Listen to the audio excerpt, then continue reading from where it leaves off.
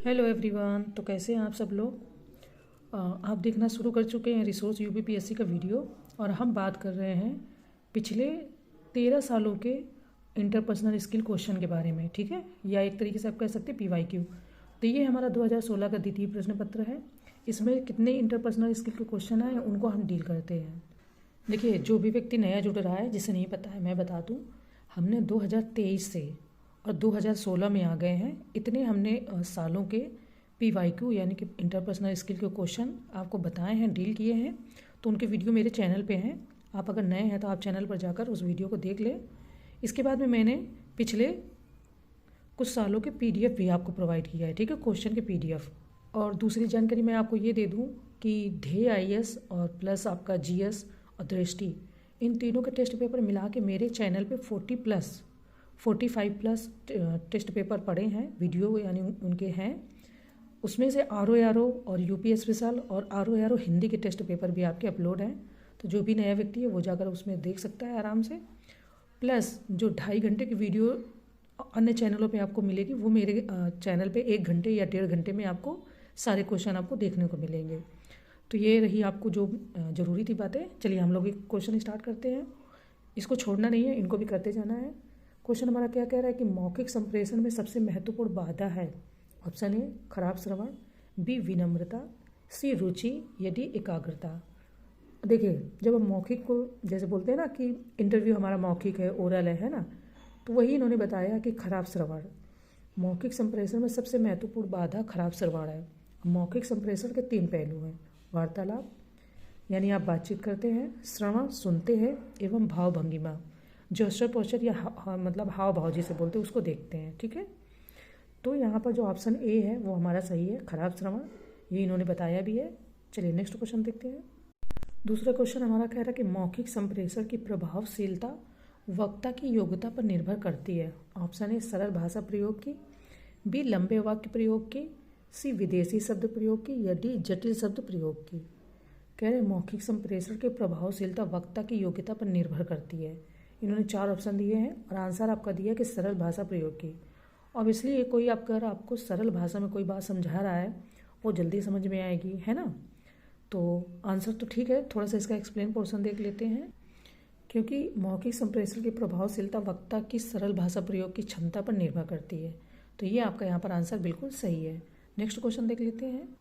Next कह रहे हैं कि अपने सहयोगियों एवं अधीनस्थों के बीच संवाद स्थापित करने का सर्वोत्तम विकल्प है। ऑप्शन ए आवश्यकता अनुसार औपचारिक संवाद, बी स्पष्ट तथा ध्यानपूर्वक संवाद। अब इन दोनों के बाद में आप देखिएगा। सी कह रहे हैं कि अनौपचारिक अंतर संचार, या डी प्रत्येक व्यक्ति को गंभीरता से समझना। अगर आंसर इन्होंने सी बताया, लेकिन अगर हम ऐसे गेस करते तो हमें लगता है कि प्रत्येक व्यक्ति को गंभीरता से समझना या फिर स्पष्ट तथा ध्यानपूर्वक संवाद। क्योंकि इसके इंटरपर्सनल स्किल के क्वेश्चन की भाषा ऐसी रहती है कि कई बार जो हम गेस करते हैं वो सही नहीं होता है और हमारे क्वेश्चन बहुत गलत हो जाते हैं। मैंने आपको बताया इसकी बुक नहीं है, या कोई आ गई होगी अभी, नहीं तो मुझे शायद अभी नहीं मालूम, बट अभी तक मैंने बुक सर्च की, मुझे नहीं इतनी अच्छी मिली कि पीसीएस के क्वेश्चन निकल सके।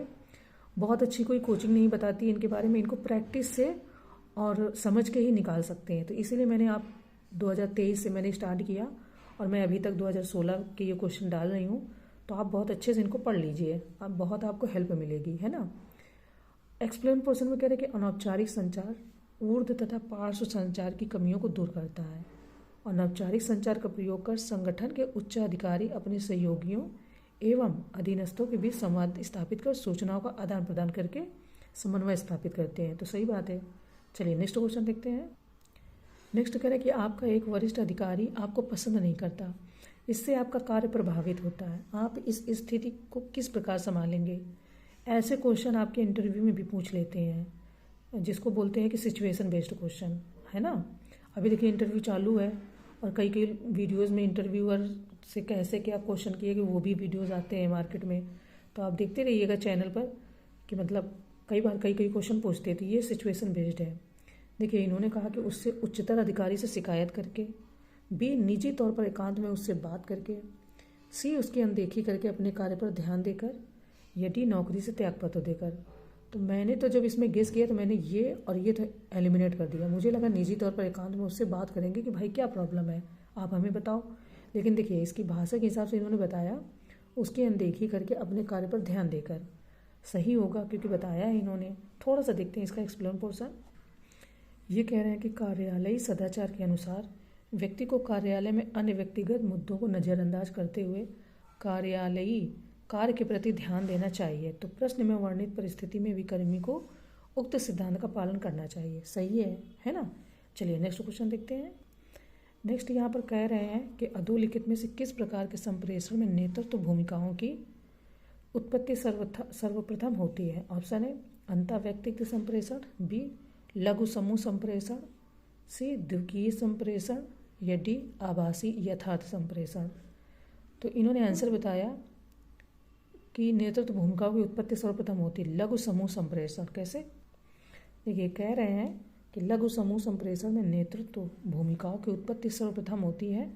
लघु समूह संप्रेषण में व्यक्ति अपने समूह के सदस्यों को कुछ स्पष्ट कार्य निर्देश दे सकता है तथा किसी संवाद को प्रारंभ करके समूह के सदस्यों के साथ परस्पर वार्तालाप प्रारंभ कर सकता है। तो इस प्रकार हुए परस्पर संवाद अथवा वार्तालाप के निष्कर्ष समूह के संचालन कर्ता को निर्णय लेने में सहायक होते हैं और निर्णयकर्ता बनकर व्यक्ति नेतृत्व की भूमिका में आ जाता है।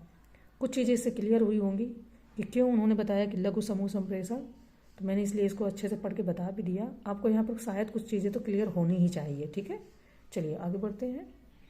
देखिए क्वेश्चन कह रहा है कि टेलीफोन द्वारा संप्रेषण उदाहरण है। ऑप्शन ए रेखीय संप्रेषण का, बी अरेखीय संप्रेषण का, सी यांत्रिक संप्रेषण का, या डी वर्तुल संप्रेषण का। कह रहा है टेलीफोन द्वारा संप्रेषण का उदाहरण है। ठीक है, ऑब्वियसली यांत्रिक है ना। तो टेलीफोन द्वारा संप्रेषण यांत्रिक संप्रेषण का उदाहरण है। क्यों? क्योंकि इस प्रकार के संप्रेषण में वक्ता द्वारा कही गई बात यह संदेश को विभिन्न यंत्रों के माध्यम से विद्युतीय संकेतों में बदलकर या रेडियो संकेतों के रूप में परिवर्तित करके श्रोता तक पहुंचाया जाता है, जहां इन्हें पुनः यंत्रों के माध्यम से ध्वनि के रूप में सुनाई देता है ना। नेक्स्ट कह रहे हैं कि मौखिक संप्रेषण में सबसे अधिक महत्वपूर्ण होता है कि ऑप्शन ए आप क्या कहते हैं, बी आप इसे कैसे कहते हैं, ये मौखिक संप्रेषण की बात हो रही है ना, और सी ऑप्शन है कि आप इसे कहाँ कहते हैं, और डी आप इसे कब कहते हैं। देखिए बी ऑप्शन उन्होंने क्यों कहा कि मौखिक संप्रेषण में सबसे अधिक महत्वपूर्ण यह है कि आप अपनी बात को कैसे कहते हैं। ठीक है, कहते हैं ना लोग कई बार कि पोलाइटली बोला होता तो उतना बुरा नहीं लगता, आपने बहुत हार्श बोल दिया, तो ये बहुत मायने रखता है कि आपने अपनी बात को कैसे कहा। चलिए आगे बढ़ते हैं। बहुत अच्छा। देखिए नेक्स्ट क्वेश्चन कह रहे हैं कि संचार का वह साधन जो बहुत सारे आदाताओं को एक स्रोत से एक साथ सूचना प्रसारित करता है कहलाता है। ऑप्शन है अंतः समूह संप्रेषण, बी जन संप्रेषण, सी अंतः व्यक्तित्व संप्रेषण, या डी अंतर व्यक्तित्व संप्रेषण।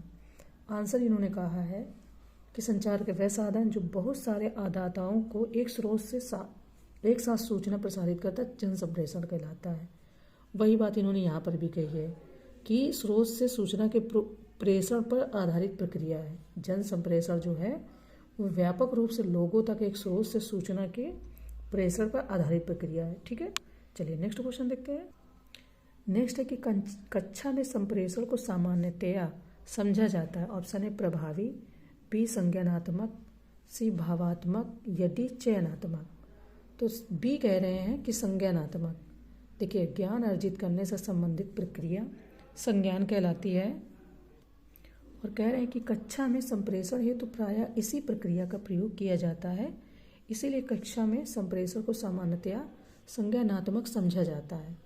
तो ठीक है, आंसर आपका यहाँ पर सही है कि अगर बात होगी कक्षा में संप्रेषण को सामान्यतया समझा जाता है तो आपका आंसर होना चाहिए संज्ञानात्मक। ठीक है, चलिए आगे बढ़ते हैं। देखिए ये क्वेश्चन कह रहे हैं कि एक वर्तुअल संप्रेषण में संकूटक कूट भंजक हो जाता है जब वह होता है। ऑप्शन ए शोर यानी नॉइज, बी स्रोत समूह यानी कि जिसको हम ऑडियंस बोलते हैं, सी आलोचनात्मकता यानी कि क्रिटिकली या क्रिटिकलिटी, ठीक है, डी अवरोध, ठीक है, यानी कि बैरियर हो गया। अब देखो इन्होंने थोड़ा सा यहाँ पे क्लैरिफिकेशन दिया है। क्लैरिफिकेशन कैसा कि यही क्वेश्चन कह रहे हैं कि जो ये क्वेश्चन पूछा गया अपना 2016 में, यही पहले 2014 में आयोजित यूजीसी नेट परीक्षा में भी पूछा गया था, और प्रश्न के साथ दिए गए 4 विकल्प इस प्रकार थे। 3 तो आपके यही थे। यहाँ पर जो इन्होंने अवरोध दिया है, बैरियर मान लो, वो वहाँ पर ऑप्शन नहीं था। वहाँ पर जो डी ऑप्शन था वो था फीडबैक। क्यों? इन्होंने बताया उसका कारण, क्योंकि प्रतिपुष्टि प्रक्रिया फीडबैक मैकेनिज्म की उपस्थिति से ही लूप निर्मित होता और वर्तुल संप्रेषण संपन्न होगा, जिसके तहत एनकोडर डिकोडर की भूमिका निभाएगा। और ये कह रहे हैं यहाँ पर इन्होंने बोला कि एनकोडर डिकोडर की भूमिका निभाएगा। यहाँ विकल्प डी में फीडबैक के स्थान पर बैरियर दिया हुआ है। तो शेष विकल्प यूजीसी नेट में परीक्षा में पूछे गए प्रश्न के समान ही हैं, लेकिन ये चारों विकल्प प्रश्न के सही उत्तर के रूप में उपयुक्त नहीं है। मतलब जो चारों दिए गए हैं आपके, ऑडियंस हो गया, फीडबैक हो गया, सॉरी फीडबैक नहीं है, बैरियर है, तो ये कह रहे हैं कि इसका जो आंसर होना चाहिए वो फीडबैक ही होना चाहिए और इस प्रश्न का सही उत्तर हो सकता था। अब इन्होंने ये नहीं बताया कि ये क्वेश्चन मतलब कि यूपीपीसीएस ने एग्जामिन करने से बाहर निकाल दिया या माना, ये नहीं दिया है। तो मैंने भी वो चीज़ मैंने सोचा आपके साथ क्लियर कर दें। चलिए आगे बढ़ते हैं, नेक्स्ट क्वेश्चन देखते हैं। वैसे ये है तो सिंपल, पर ये समूह का ही था तो मैंने इसको इसमें ले लिया है। कह रहे हैं अधोलिखित में से 3 किसी तरह समान है तथा एक समूह का निर्माण करते हैं, सर्वथा भिन्न को बताइए। पक्षी उड़ता है, हवाई जहाज उड़ता है, पतंग उड़ती है, कीड़ा भी उड़ता है, पर कोई कोई कीड़ा उसमें से नहीं भी उड़ता है। तो ये इन तीनों से अलग है।